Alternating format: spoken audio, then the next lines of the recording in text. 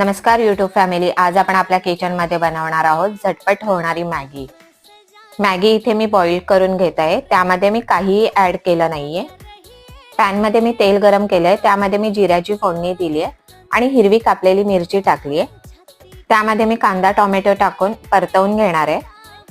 चांगलं परतवून झाल्यानंतर त्यामध्ये मी उकडलेले मटार टाकणार आहे. यामध्ये तुम्ही गाजर आणि शिमला मिरची टाकू शकता. यामध्ये मी लाल मिरची पावडर, धना जिरा पावडर टाकून परतवून घेणार आहे. चवीनुसार मीठ आणि मॅगी मसाला टाकून आपल्याला हे सगळं एकजीव करून घ्यायचंय. ही एकदम पटकन आणि चटपटीत होणारी मॅगी आहे.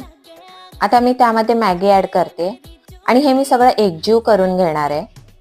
आपली मॅगी इथे खाण्यासाठी तयार झाली आहे. आणि हो, सबस्क्राईब करायला विसरू नका.